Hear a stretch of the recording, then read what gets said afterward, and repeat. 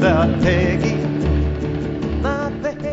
we're back, and so much has happened. Season 2.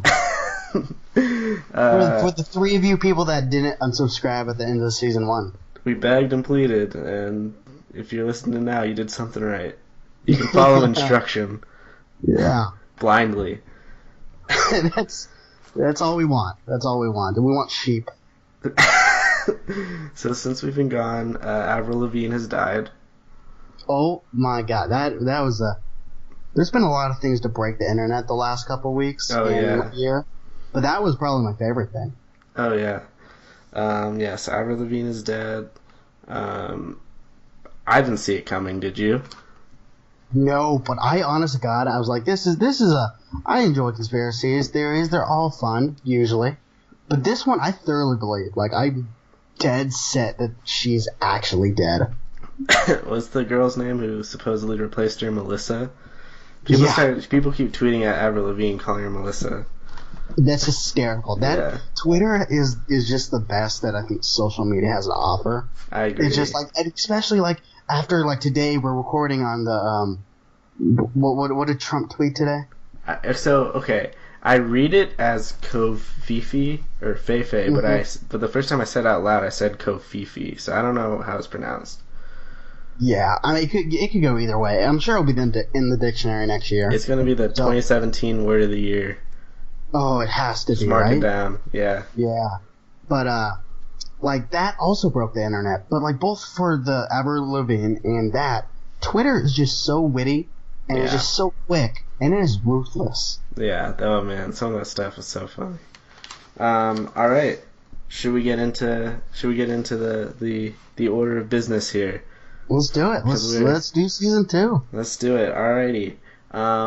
Welcome back. This is the Drinking Buddies podcast 2.0. We're here with Season 2. This season is Music Through the Decades. We're going to be starting with the 50s this episode. If you don't already, subscribe and rate us on iTunes. Clouds for days. Or SoundCloud, or what are the other ones? Pocket Cast, Castbox, The Works. I know I'm forgetting a big one, but it's not important. Like us on Facebook. Follow us on Twitter at DBuddiesPod. If you follow us on Twitter, you'd know that we've called out Joe Jonas quite a few times. Most recently, allegedly, we edited his Wikipedia page. Yeah, it wasn't us, but I don't know who did it, but good for them. Allegedly, they're very, very smart and good-looking people. I couldn't agree more. Yes, whoever did that. It was a long con too, because from what I hear, not that I've done this, you have to actually edit 10 pages on separate occasions to edit certain accounts, like celebrity accounts. Yeah. So it was a long con. Yeah, definitely a lot of work went into whoever did that. Yeah. We thank you. God, that's what they're doing. We thank you, brave sir. What are you drinking this week? I'm drinking a Bud Light. Oh yeah, classy beer. Simple. You know, it was just Memorial Day weekend. You got to get something American. I'm drinking a weird beer that I found in my dad's beer fridge. It's a Poblano Stout. Wait, he has a fridge just dedicated to beer? It's a mini fridge, but yeah. I was picturing like a full-size... Still cool, though. I'm still digging. It's a Poblano Stout by Big Choice Brewing. It has like a pepper flavor. Like a poblano pepper. Like aftertaste. It's not bad, though. It's good. Is it a Denver company? Yeah, I think they're somewhere in Boulder or Broomfield. Yeah. But yes. The answer to your question is yes. Yeah. Denver is just the entire state of Colorado. Yeah. Pretty much. Alrighty, so this week how we decided to attack the 50s is we've kind of identified about 12 or so kind of quintessential artists of the decade, and we're going to go back and forth. We've split them up and just kind of give you a few of their top songs and kind of why they're important. Honestly, like, when we decided to do music, I thought this was going to be pretty easy, you know? Yeah. Like, kind of, there's just so much to talk about. Like, we're leaving so many good artists off the podcast. I think we should... 50s are going to be the easiest decade. Yeah, and it's only going to get more difficult from here on out. This whole endeavor sounded like a great idea in a bar when Noah threw it out at me, but since we've actually started putting in the work, it has been overwhelming. We're notching up the quality of the pod, though. Oh yeah. So we're doing it for the fans, the 4 of you that are still subscribed. I've listened to so much random music that I never would have, so that's something I've really enjoyed about it. Yeah. All right, want to dive in? Yeah, let's do it. Do you want to go first? Or you want me to go first? Whatever you want. I can go first. So I'm gonna start off with Sam Cooke. He's nicknamed the King of Soul. He's one of the pioneers of soul music. He's kind of the foundational kind of musical guy for the people like Aretha Franklin, Stevie, Who Can See Wonder, and Marvin Gaye. Some of his big songs are What a Wonderful World, Chang Gang. He has a bunch of others. He's one of the all-time great voices. He's one of like the voices of soul, and so the 50s is kind of a lot of the foundations for blues, and that's mostly through soul, which was like a combination of gospel and kind of rhythm and blues, and so that's kind of where he comes into play, but he's mostly known just for his voice, and it's an iconic voice. No, it is a super iconic voice. My first one I'm going to talk about is Hank Williams. He's a legendary country artist who did a lot for just country, like kind of modernized country music in the time, kind of brought it mainstream. Like his most famous song is Hey Good Lookin', but he's also got Your Cheatin' Heart, Jambalaya. He's also, from what I've heard, is a complete badass as like a person. But overall, just super influential. One of like the founding fathers of modern country. Wow. Yep. That's pretty much all you can say about him. I'm probably gonna say founding fathers like a lot. Well, that's kind of that's what I found when just researching the 50s, because that's pretty much what it is. Yeah. It's a lot of foundational pieces. The next artist I'm going to talk about, again sticking with another founding father of soul, is Ray Charles. Ray Charles is to soul like Sam Cooke was the voice, but Ray Charles is kind of the composer. Ooh, that was well put. He just blended blues and gospel so well. He's just an amazing songwriter, and that's really kind of what he offered to the genre. Billy Joel is actually quoted once as saying that Ray Charles is more important to music than Elvis. Which you could actually make a strong argument to that for reasons just beyond the kind of the music they made. But yeah, he was nicknamed the Genius. Some of his big songs are Hit the Road Jack and I've Got a Woman. I got really into Ray Charles in like middle school, elementary school. Mm-hmm. I was really cool. And I probably sang Hit the Road Jack just like constantly for about 3 weeks straight. You could do. It's a catchy song. Unfair. Yeah. So yeah, that's my little bit on Ray Charles. All right. I'm sticking with country. I'm gonna talk about Johnny Cash. A fun fact about Johnny Cash: him and Roy Orbison. How do you pronounce that one? Yeah. I did it. Hey, look at that. Apparently, 20 years they lived next door to each other. That's awesome. Yeah. Right. He's another one of like the most prominent country musicians. Kind of what you like. I feel like that's maybe the most famous one. Yeah. He's like he's known for his concert album at Folsom Prison, and yeah, he has some great songs like Ring of Fire. Everybody knows that one. My favorite song by Johnny Cash is actually a duet with Bob Dylan, "Girl from the North Country." Highly recommend it. Shocked. I'm so shocked. Yeah, I'm sure you're shocked. Yeah. Johnny Cash has one of the best covers of all time. His song "Hurt." That's a cover of a Nine Inch Nails song, which is really weird that he covered a Nine Inch Nails song. But he didn't give a shit, you know. He did what he wanted to do. He made it better too. But yeah, I don't know. It's one of the best covers of all time. Yeah. My next artist, I'm gonna do Little Richard. So again, he's foundational rock and roll, soul, funk. Um, he's more of the character amongst the Ray Charles, Sam Cooks. Like Little Richard is just a charismatic guy. He's a fun guy, and that's kind of seen in his music. I had like he's a more enjoyable person to listen to than some of the stuff. Like Sam Cooke is kind of lovey-dovey and sappy, and Ray Charles is really like passionate, but Little Richard is just kind of just fun, and so that's kind of what he brought to the table. Some of his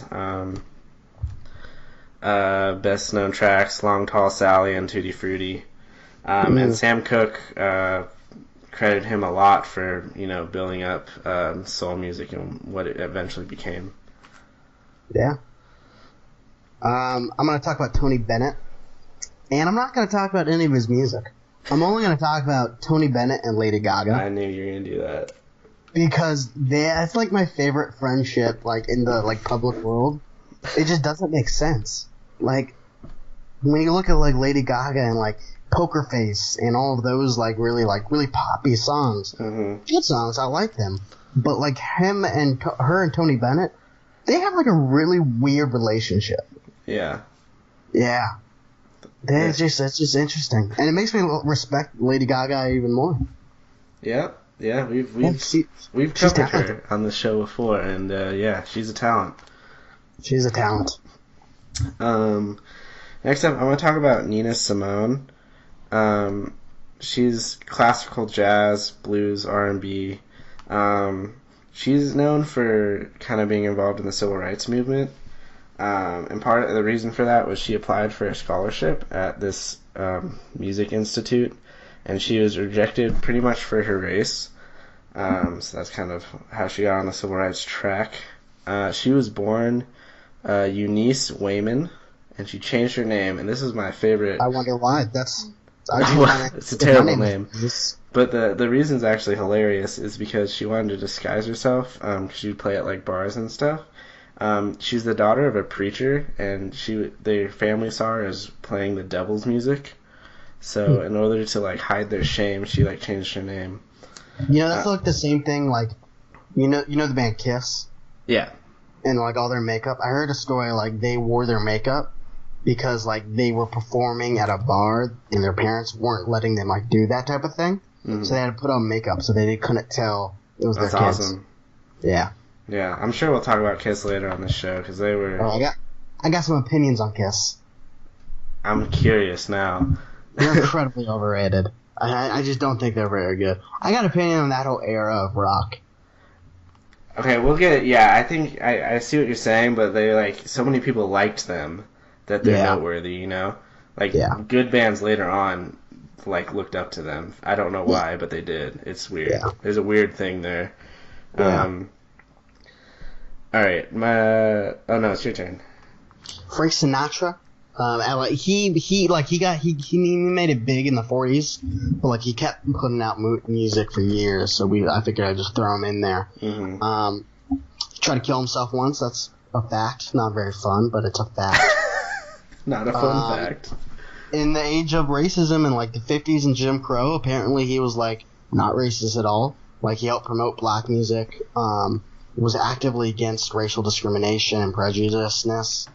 The FBI liked to watch him, He had ties to the mafia, reportedly. And him and JFK were really good friends. And he also made some really good music. But, his music, his effect on music was just gigantic. Oh, yeah. I don't even know how to dive into it. He's incredible. Yeah. The next one I'm going to move into is Richie Valens. He's one of the musicians who died in the day the music died. The most famous of which is my last one, which is a teaser. Spoiler alert. you might. He's known for just being like the one who made rock and roll accessible to Spanish speakers and Mexicans. La Bamba is a Mexican folk song, and he turned it into a rock song. Fucking love that song. Yeah, so you know drives me crazy about that song is there's a great song, but in like the original recording of it, there's a guy in the background who plays like the wood block or something. He's not important at all, but he's really loud and he's slightly offbeat the whole song. And it drives me insane. It's like it was like his brother or something. Just like, hey, can I be in your song? And he's like, sure, whatever. And he just tries to steal the show, and he's terrible. It's just ridiculous. It makes me so mad. It's fun. I enjoy that. His notable songs are obviously La Bamba. Interesting. So he has a song, another one of his popular songs called Ooh My Head. That was actually covered by Led Zeppelin on Physical Graffiti. The song Boogie by Stu is actually a cover of that Richie Valens song. It's a little fun fact. Yeah, and he died tragically at the age of 17 in a plane crash, which is very famous. Yeah. And I'll talk more about that with the next artist who was also in that plane with him when it crashed. So. Alrighty, I'm gonna talk about Chuck Berry, often called the father of rock and roll. He was kind of nobody invented it single-handedly, but he probably contributed to the most to it. I mean, he's got songs like Johnny Be Good, Rock and Roll Music, Roll Over Beethoven. It's just like, it's crazy how many good songs that he has that like other great artists would like future cover or like clearly not rip off but take great inspiration from, like the Beatles and the Beach Boys. He like hearing quotes of other musicians talk about Chuck Berry, you really get a sense of how great of a musician he was, but not how great of a person he was. He was a scumbag. Really? I actually didn't know that. He got sued, I think. It was settled out of court for putting a video camera in a woman's bathroom of the restaurant he owns. So, yeah, he did that. But, that's not good. He also was the first person to get inducted in the Rock and Roll Hall of Fame, so... I didn't know that either. There's benefits and there's draw, but I don't know when I'm going with this. Next one. Respect the musician, don't respect the man. Yeah, absolutely. Alright, my last one is, of course, Buddy Holly. You may have recognized him from our new intro. Oh, I forgot about how good our intro is. Yeah, because we're recording this audio separately from our intro. Yeah. So we forgot about that. But yeah, he's the old part, the old song part, the old-timey part, the second part. Yeah, that blew your mind, didn't it? You're like, holy shit. Yeah, that's Buddy Holly circa 1950-something. Yeah. Interesting facts about Buddy Holly. He has a strong country background, which you don't hear at all in his music. But if you listen, because after I heard that, I re-listened to some of his stuff, you hear it in his voice a little bit if you're looking for it. He kind of has that kind of country, I don't know how to describe it, but he kind of has a country voice. He opened for Elvis. That was kind of like the turning point of his career. And he opened for Elvis several times, and he got a gig from opening from Elvis to opening for Bill Haley and his Comets. Oh, that's somebody we didn't talk about who we probably should have. Yeah, but I guess like a recruiter, like a talent scout, saw that show, and that's how he kind of made it big. He's considered basically a pioneer, or the pioneer of pop rock, and he also is the first one to kind of establish the traditional, what's now become the traditional rock and roll lineup, which is 2 guitars, a bass, and a drummer. He was kind of the first one to, I guess, kind of master that, I guess. So, yeah. But he's, super interesting. Yeah. Notable songs, Every Day, Peggy Sue is the song from our intro song, and Oh Boy. He has tons of others, though. He's really good. Even his stuff lasts, as you can tell from how Unbelievers is basically a ripoff of his song from 1950. Yeah. It's still... You've probably heard some of his stuff, too, and not realized it. Yeah. I mean, he hasn't did, like, an entire... Like, American Pie was just... Like, that. It's not all about him. It's like, mostly about him. That's the day music died. Yeah. That's the day music died. So, the day the music died from American Pie is the day that plane crashed, and it was Buddy Holly, Richie Valens, and the Big Bopper, who we didn't talk about at all, but that's okay. We can't get to everyone. Yeah. I feel like we're gonna piss off a lot of people this season, not getting to a lot of people. It's gonna be worse later because in the 50s, I feel like we can get away with saying whatever. Like we could probably make up names, and some people wouldn't call us on it. But like when we get to like the 70s and 80s, people are like, "Oh, why'd you talk about like these bands?" And it's like, well, there's just so many. Yeah, there's just too many.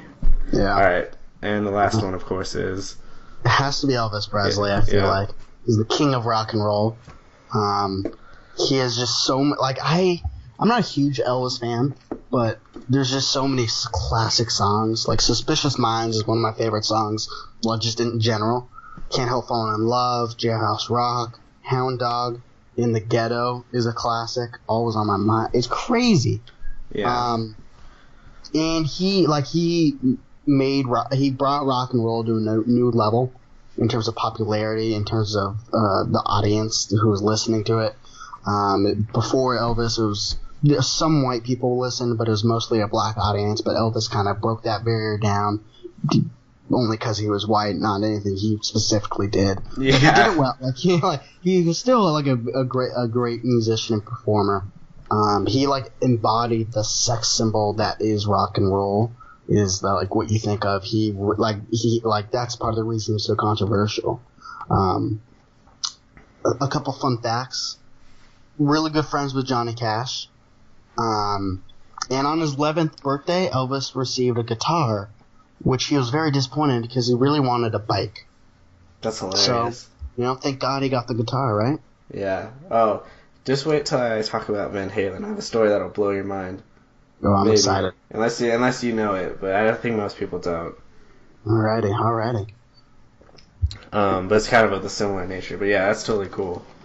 Yeah. A lot of good fun facts. That's what we bring to the show. I don't remember which Beatle, but the Beatles always attributed their first influences as Chuck Berry and Elvis, and one of them said I never felt anything from music until I heard Elvis. I think it was John Lennon. I was gonna say Lennon or McCartney, but yeah, Lennon. Nobody votes Ringo or George, so yeah, they don't. Yeah, they're just along for the ride. Yeah, we'll get into that later, though. I think we should do a whole episode on the Beatles. I was about to say, next week is 60s, so it's gonna be Noah talking about the Beatles for 30 minutes, and in between breaths, I'll just say Jimi Hendrix songs, titles of songs, and then he'll catch his breath, and then he'll just keep going. Yeah, get excited. It's gonna be a little bit of Bob Dylan, but we'll see. We'll see if there's time. Mostly the Beatles. Alright, anything else to wrap up the 50s? I don't think so. It's definitely a turning point in, music. Mm-hmm. And, the 50s, this happens in a lot of decades, though. When I was looking through, the hits of each year, the early part of the 50s were a lot of classics like Frank Sinatra and Tony Bennett, and just a classic pop, that type of hit. And then there's a turning point where, you had Chuck Berry, Elvis, and there's a turning point of rock and roll, There's a little counterculturalism coming through later, and that's what makes the 60s so great. Going through it is there's two things that happened in the 60s that differed from the 50s. People were pissed off, and they had drugs. So many drugs. And the music just completely changes. It's for the better, I think. It is crazy. You're listening to all the 50s music, the pop standards, and also Elvis, and then listening to Pink Floyd. Yeah. And just the amount it's just it's so different. I mean, even Hendrix sounds like something modern, but can you imagine just 10 years after, some of that, Frank Sinatra going to Hendrix? That's ridiculous. Yeah, it really is crazy. Yeah. 60s were a wild time. 60s that's going to be a fun episode if we talk about anything other than the Beatles. Which we won't. It has the potential to be a fun episode. We'll see if it is. Yeah. Alright, I think it's time to transition out of the music discussion for this week and end this episode on a classic, a staple. It's back. Fuck This Thing.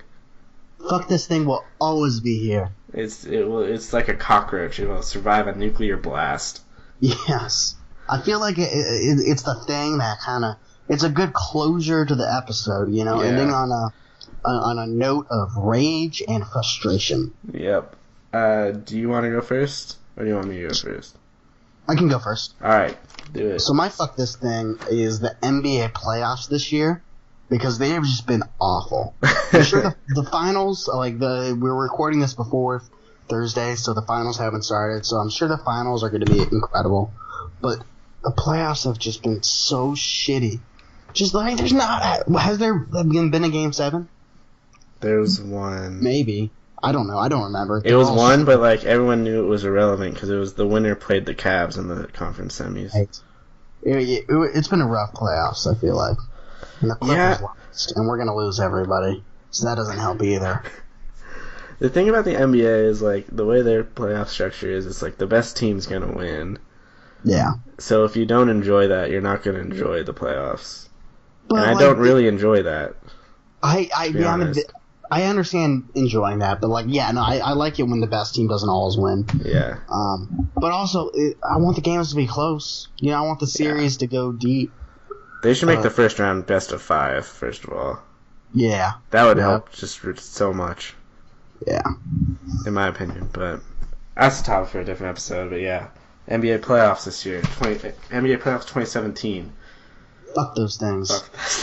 Fuck those things. Did you say 2015? 27. I might have said 15. I meant 17.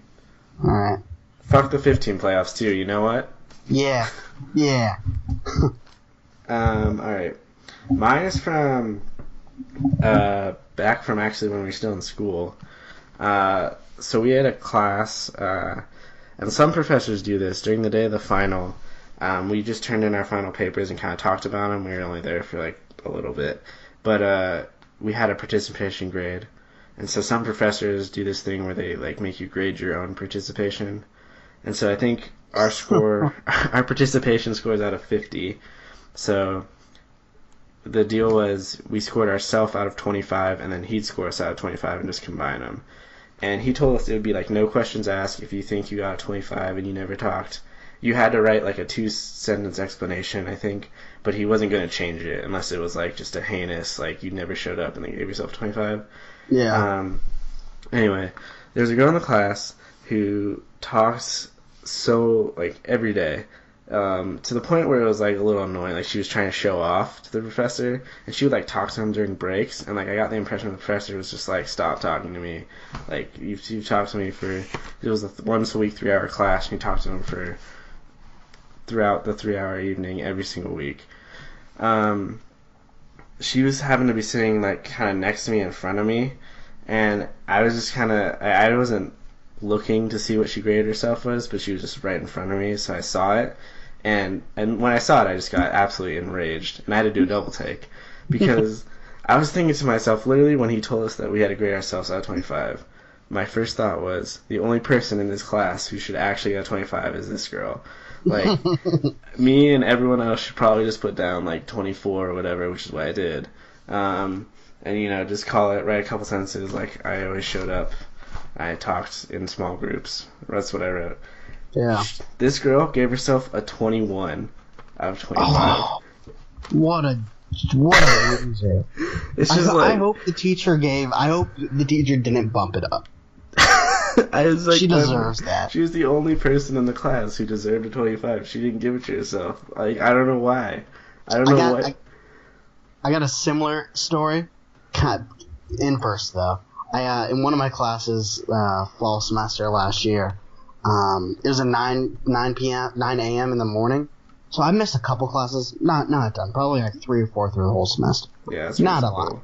But it was out of 20. Like we had to give it ourselves, and like he would like usually agree with you, and if he thought it was different, he'd change it, you know. And I gave myself like a 17. And I was like, showed up most of the time. I talked in small discussions, so and he marked me down. He was like, nope, you got a 15. I'm like, fair enough, like, I guess. Yeah. Yeah. That's hilarious. But man, just like, fuck those people who like try so hard they end up screwing themselves. Yeah. This is ridiculous. Oh. Alright, well, I think that is all we have for this week. Like we said, next week is the 60s. Beatles, Dylan, Hendrix. It's gonna be lit. A cool band called MC5, who a lot of people don't know about, that we've been listening to lately. Pink Floyd started then. Just, man, it is what a time the 60s was. So yeah, 60s were wild. There's just so much drugs. We should take LSD during the episode in honor of the 60s. Just like, man, that'd be. I don't even know what that episode would become. Oh gee, it would be dark.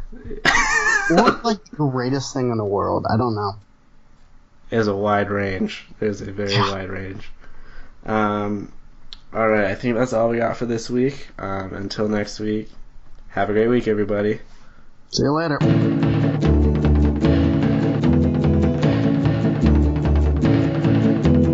If you knew Peggy Sue, then you know why I feel blue without Peggy. My Peggy Sue.